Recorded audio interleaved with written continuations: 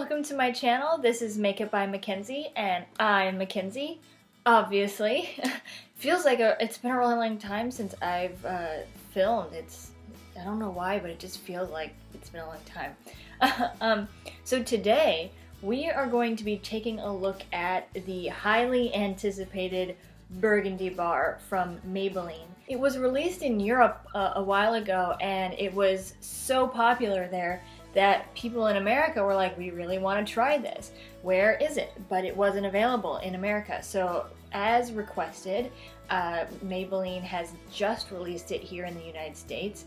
You can only purchase it on Amazon right now, but pretty soon it will start showing up in stores like Walmart, and I'm sure eventually like CVS, Rite Aid, Walgreens, and then Ulta and stuff like that. I'm really excited to review this. I haven't opened it, I haven't swatched, I have no idea what these feel like or what they look like on the skin. So without any further ado, let's play with some makeup, shall we? So let's talk about the packaging really quick for a second before we even open it up. I really like the color of this. It just looks very clean and sleek. It is plastic, so it's not super expensive material, but it doesn't look inexpensive. It doesn't look like it's gonna like it's cheap. The packaging reminds me a lot of the nudes palette and the blush nudes palette. They also have other ones like this that are the 24 karat nudes and then the smoky nudes, I think. They might not be nudes, but you know what I'm talking about. And I purchased the nudes and the blush nudes right around when they first came out, and I was not super impressed with the pigmentation or the quality of the eyeshadows. They're very chalky and they aren't very pigmented. If you watched my Makeup 101 eyeshadow video, I swatched this one in comparison to the Urban Decay Naked 3 palette, and you could tell that this one really lacked a lot of pigmentation. If you're interested in that video, I will have it linked somewhere up here for you to click on. There are a few differences in the packaging with these palettes. They're pretty similar packaging, but you can tell one difference. These are bigger. Look at the size of the pans versus the size of the pans in here.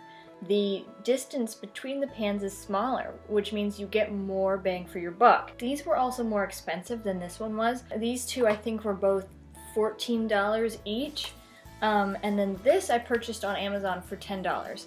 The only thing I have to complain about with the whole exclusive on Amazon thing is that you can't just buy this by itself. It is labeled as an add-on item, which means you can't just stick this in your cart and then buy it. You have to buy it along with something else. So that's really annoying. Like if you just want to go on and get this and you don't have anything else you want to get from Amazon, you can't just buy this. But that seems kind of rotten. Like you can't, if you're gonna make it exclusive on Amazon, you should make it available like it would be in a store. If you were to go to a store just to get this, all you have to do is grab this off the shelf and run over to the cash register. You should be able to do that on Amazon too, so it's kind of annoying that this is an add-on item, especially since it's a palette. So I'm hoping that they've switched up their formulas since the nudes and the blush nudes. So let's go ahead and swatch these. Comes with a little brush, so it's dual-ended. This side's fluffy, and this side is one of the sponge tip applicators. Right off the bat, the first thing I notice is that there are only two mattes. These two right here. The rest of them are glitter or shimmer finish. These two are the only ones that are matte, which I like a palette that has a few matte options because I only like to put mattes in the crease. I don't like to put shimmers in the crease. I just don't think it looks good, but that's my personal preference. If you don't care about that, then this palette is awesome. So let's go ahead and swatch those two mattes right there. Let's try this one. So they're not super soft, but that's pretty pigmented. Alright, so that's just one swipe of my finger right there. That's pretty good. So this is a dark brown, and it's almost got like a burgundy purple undertone. So that's a pretty nice color. Let's try the other matte. Oh, that one feels really soft. I don't know why that one felt more soft than this one, than the dark brown one. That's pretty decent pigmentation on a shade that's light like that. That would look really great as a transition shade. Alright, let's go through. Let's try some of these shimmery shades. Let's go right into this. This is a glitter finish burgundy shade right here. Alright, that's what it looks like on the finger right there. Alright, that's pretty good. It's not, there's not as much glitter in it as it looks like there would be, and it's actually coming across more brown on my arm than it does in the palette. When you're looking at it in the palette, it's really purple, but when you look at it on my arm, it's almost brown. It's that one right there. Interesting. Alright, let's try one of the lighter shades now. So I'm going to try this shade that's directly above that purple. That one feels pretty soft too. It's kind of looking patchy on my finger though. I tend to find that a lot of glitter finishes look a little more patchy. It's a little hard to see on camera, but it's actually really pretty. It's very close to my natural skin tone, so it just gives a nice wash of kind of a glittery finish. I think it's really pretty. Alright, so I went ahead and swatched all of them. I will have a better picture because it's kind of hard to see them on my arm. And some of them feel a little bit more buttery than the others. A lot of them feel dry and chalky, but all of them have pretty great pigmentation. I was especially impressed with this shade right here because a lot of times with lighter shades like this, they tend to not show up very well. But this one actually shows up very well. And I'm really impressed with that. And this one is more of a satin finish, which is really pretty. These two right here really stand out to me because they have really great pigmentation. They're shimmer finishes. They feel a little bit more buttery than the other ones, and they're really pretty colors. This one's a nice taupe, and that one's almost a brown gold shade. This shade I really wanted to like. It stood out to me from the very get-go as soon as I saw this palette. But it's a little bit more chalky. It does have great pigmentation though, but it's not as shimmery as it looks in the palette. It actually almost looks more matte. I think it was meant to be a satin or a shimmer finish, but it kind of has just like a couple flecks of glitter in it, and then the rest of it is matte, which I don't necessarily mind. Because I did say that I wanted more matte shades in this palette. It just doesn't look like it's supposed to be matte. Now that we've swatched them and seen how they feel, I'm going to start trying them on my eyes. And the nice thing about a lot of drugstore palettes is that they provide some instructions on the back.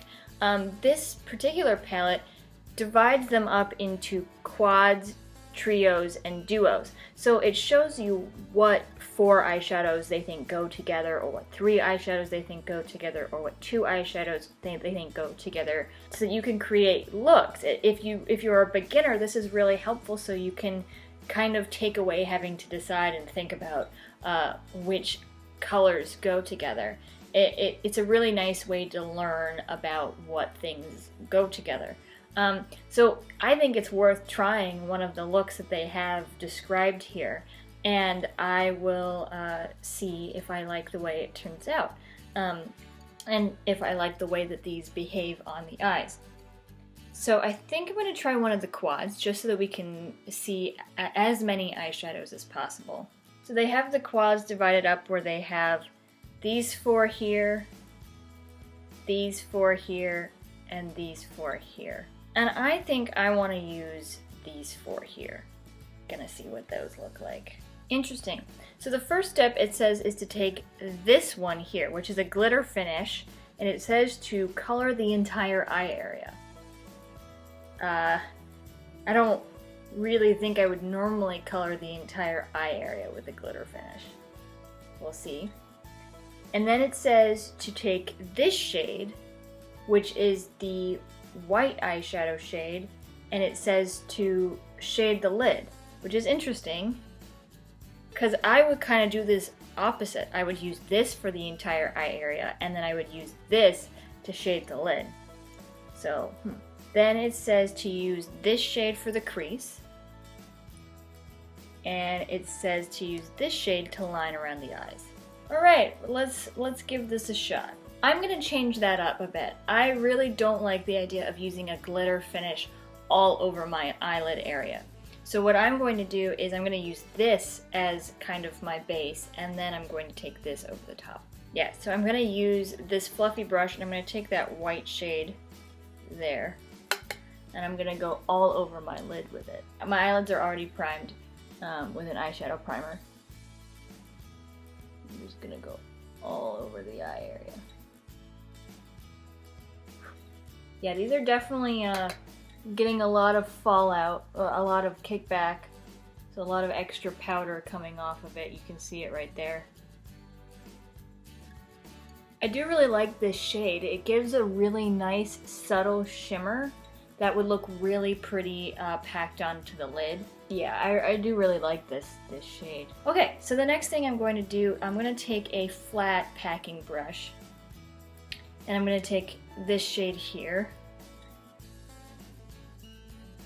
and I'm going to press that all over the lid.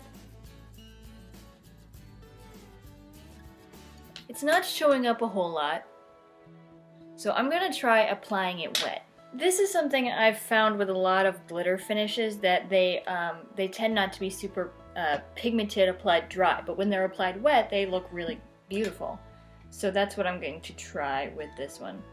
I'm just going to get some of that eyeshadow. I'm just going to get some of the eyeshadow on there, and then take a setting spray, spritz it.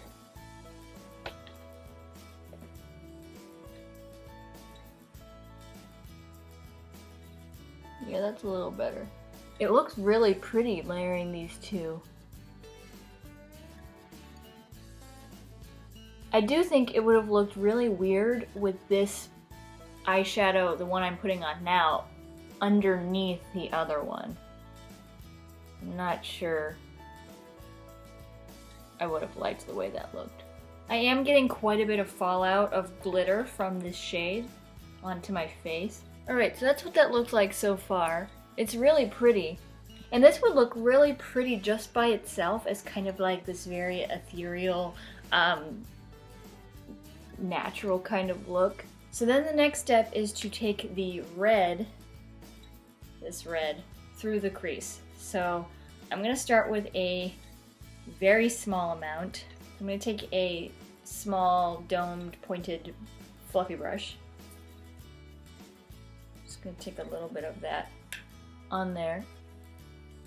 And I'm going to start by putting it just in the outer crease.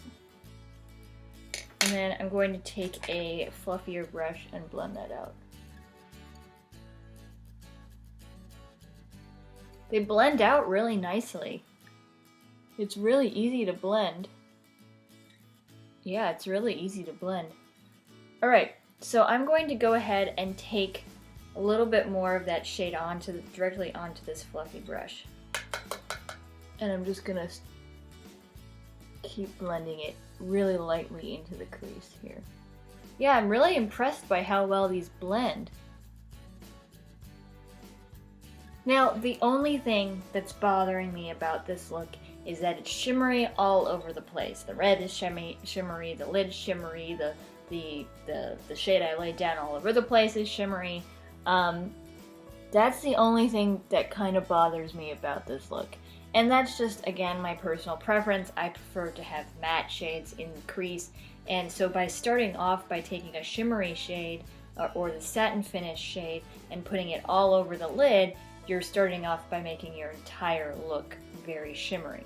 This is looking pretty good, so I'm going to take a clean fluffy brush and just go over the edges to blend them out and soften them up a little bit.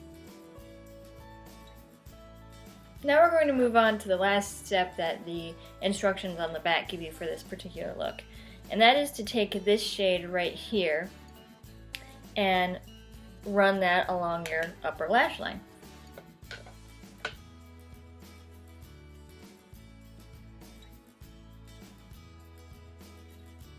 Now this is another shimmery shade that we're adding on top of all of the other shimmery shades.